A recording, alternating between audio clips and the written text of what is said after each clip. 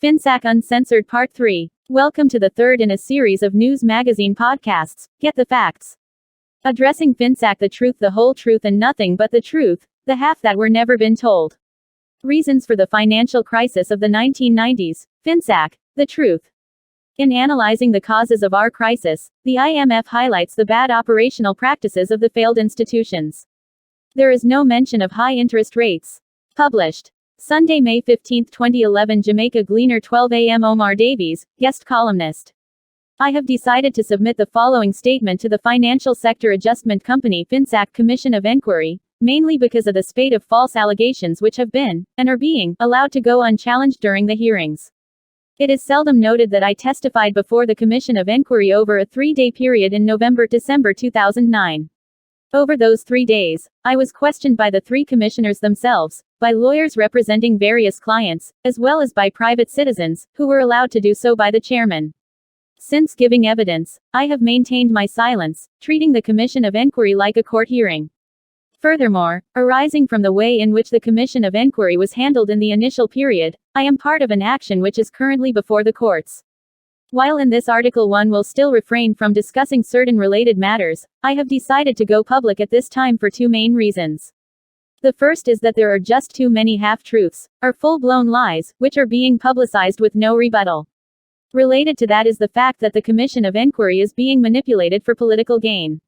The most blatant evidence of this is the fact that FINSAC has had no legal representation at the hearings for more than 18 months, thus allowing persons to make the wildest charges against the institution without being cross-examined. The Minister of Finance's claim that he was unaware that FINSAC had no legal representation stretches credibility. Unfortunately, any remedial action at this stage can do nothing to reverse the images conveyed during the period when FINSAC had no legal representation. FINSAC was not the cause of the crisis. Rather, FINSAC was established in order to deal with a crisis which had developed in some private sector banks, insurance companies and building societies. FINSAC never made a loan, never issued a mortgage or insurance policy and never operated a pension fund. Acceptance of this fact in any discussion of the matter is fundamental. Cause of the crises. The soundbite phrasing is that the cause of the crisis was the government's high interest rate policy. The response to this charge is twofold.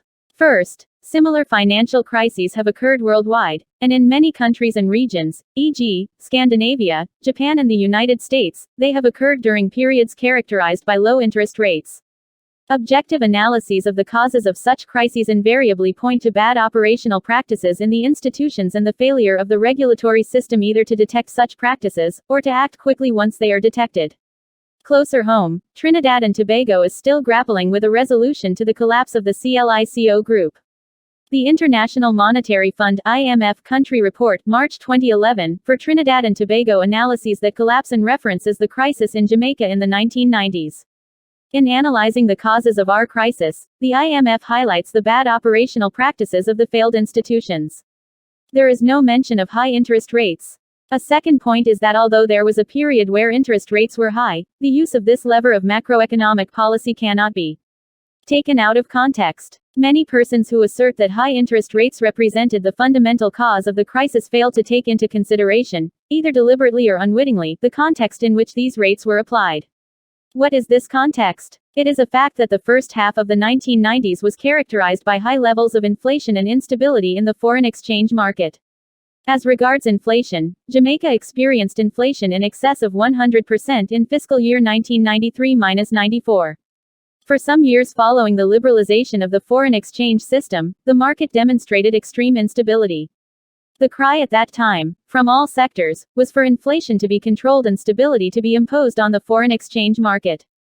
With few policy tools available to the authorities, liquidity was tightened in order to make it more costly for currency speculators to buy speculative holdings of US dollars, a practice which had been artificially driving up the exchange rate and inflation.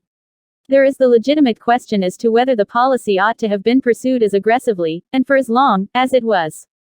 The reality is that during that period, attempts to move, gingerly, had borne very limited results. The twin challenges of rapid devaluation and high inflation had sown the seeds of an impending social explosion. In the present discussion, this background to the decision to tighten liquidity has been conveniently forgotten.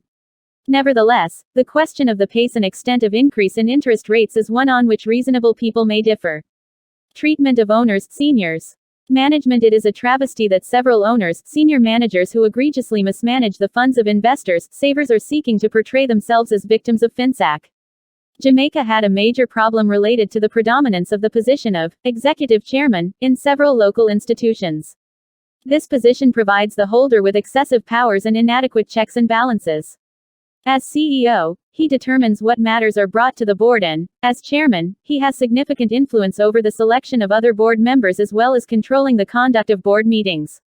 As such, the executive chairmen were able to manipulate the affairs of their companies, often leaving other board members in the dark.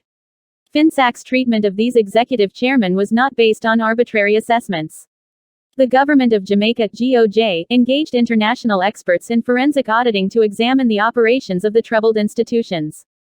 These included Lindquist Davie of Canada, Ernst & Young of the UK, and PricewaterhouseCoopers from Canada. Their reports were formally documented and are available to the Commission and the government.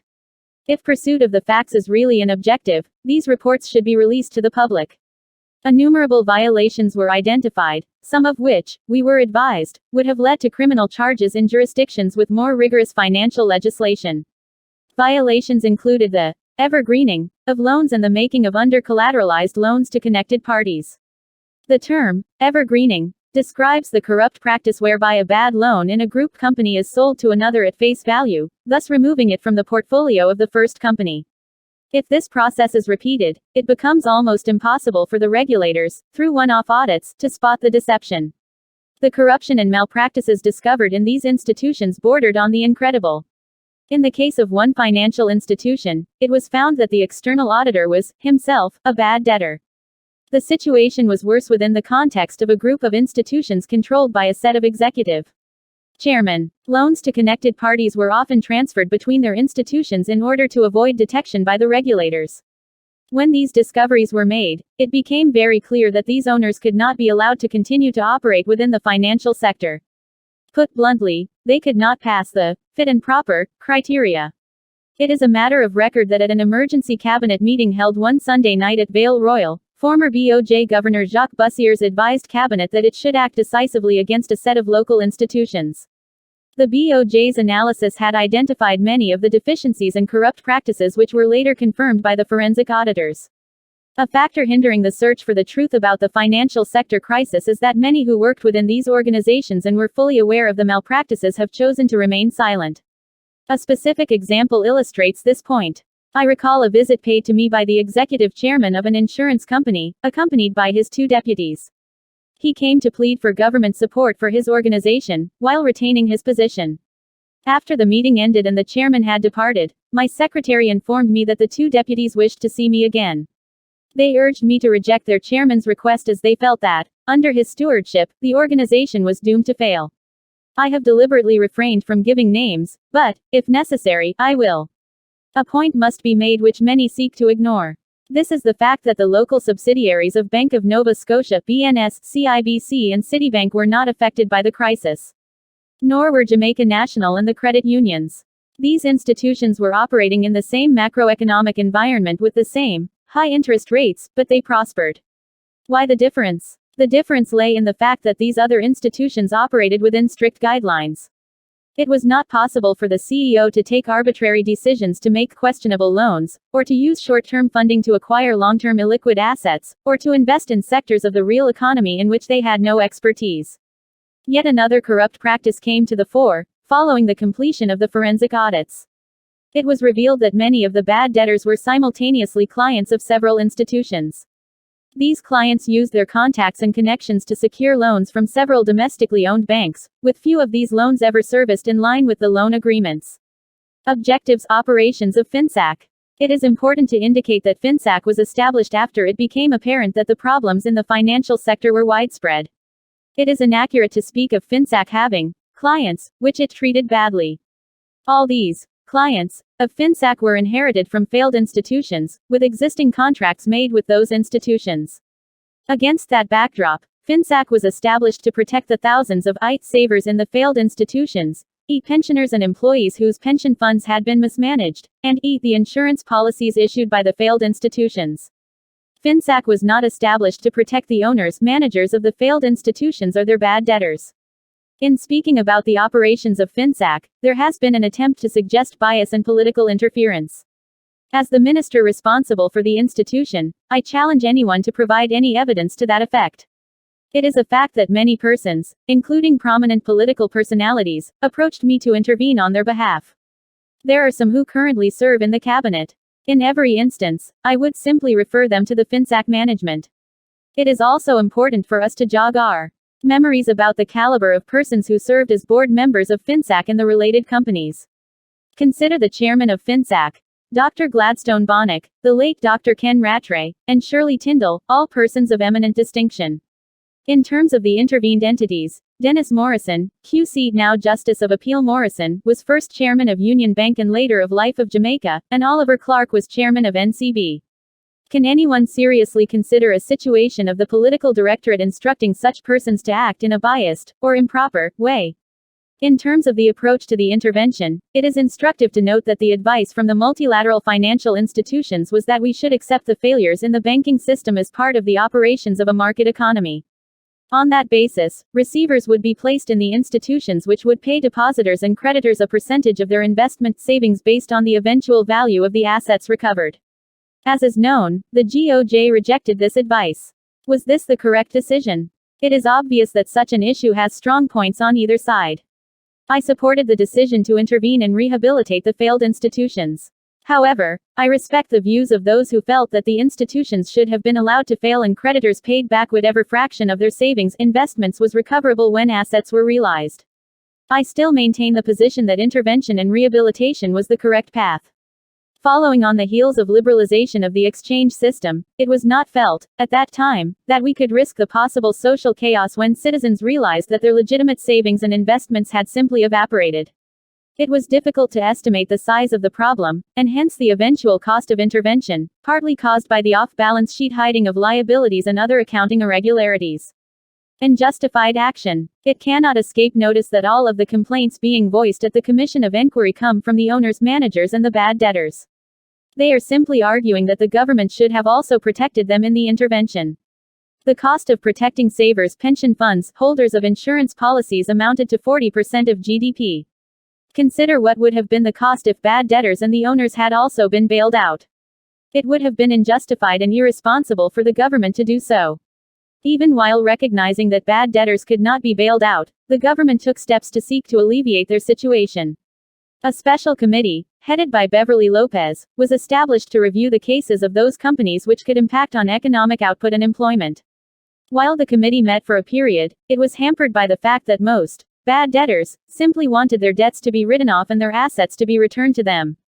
It should also be remembered that the government acted to address the situation where bad debtors had put up their homes as collateral for loans. Again, a special window was provided to such bad debtors whereby, on concessionary terms, they could retrieve their homes from FINSAC. A point seldom raised in the discussions on FINSAC relates to the silent majority, the hundreds of thousands of Jamaicans whose savings, pensions and life insurance policies were saved by the intervention of FINSAC. Also never mentioned are the thousands of former bad debtors who came to compromise agreements with FINSAC, which they honored and moved on with their lives.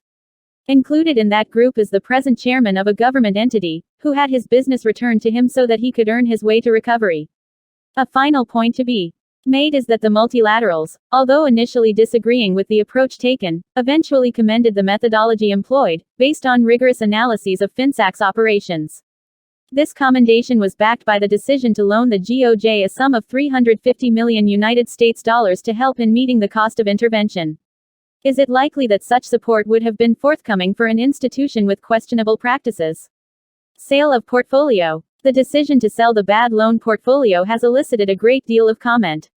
One view is that the government should have retained the portfolio and dealt with bad debtors on an individual basis. There are several reasons why that course was not pursued. The first is that FINSAC was established with explicit objectives: to intervene and take action to rehabilitate the failed institutions, and then move on. To retain the bad debt portfolio would imply its continued existence over an extended period. Furthermore, over the period during which FINSAC sought to deal with bad debtors, it became apparent that the pressures on employees would continue to mount. It was felt that if the bad debts were sold to a private company, there would be greater willingness on the part of the bad debtors to come to a formal agreement. A second question relates to why the bad debt portfolio was sold to a foreign company. There was never a decision to sell to a foreign company. Rather, there was an attempt to elicit interest from reputable companies, local or foreign. A prominent local company showed preliminary interest but indicated that its analysis suggested a maximum offer of 10 cents in the dollar. The fact is that the offer from the principals of what became the Jamaican Redevelopment Foundation was the best we received, as it entailed not only an initial cash payment but also an increasing percentage of further collections. Conclusion. There are several lessons which have been learned from the intervention and the events which followed. While not representing an exhaustive list, the following are ones which should be highlighted. 1. There should never be any attempt to relax regulatory requirements to accommodate domestic entrepreneurs in the financial sector. We have learned that affirmative action has no place in the regulation of financial entities. 2. There is need for continuing review of the regulatory framework. The present regulations need to be strengthened such that the authorities can take swift, preemptive action, even against unlicensed institutions. Our recent experience with Ponzi schemes was that the authorities could not act unless it could be established that the operators were engaged in activities reserved for licensed institutions. It is a travesty that nothing has so far been done about this. In considering this matter, it must never be forgotten that hundreds of thousands of Jamaicans were saved from financial devastation by the decision to intervene in, and rehabilitate, the failed institutions. Difficult decisions were made in trying circumstances. The country's saving base was preserved and the experience prompted a revamping of the financial regulatory framework. One result is that the country now boasts a robust and well-regulated financial sector. It is a shame that this important episode in our post-independence history is being subjected to a flawed process for vulgar political objectives, rather than balanced fact-finding and analysis. Omar Davies, Ph.D., is a former Minister of Finance. Currently, he is the opposition spokesman on finance. Capitalists show a posse fake prosperity keeps standing in the way of Jamaica and progress. The views expressed in this article are solely those of yours truly and not those of the People's National Party.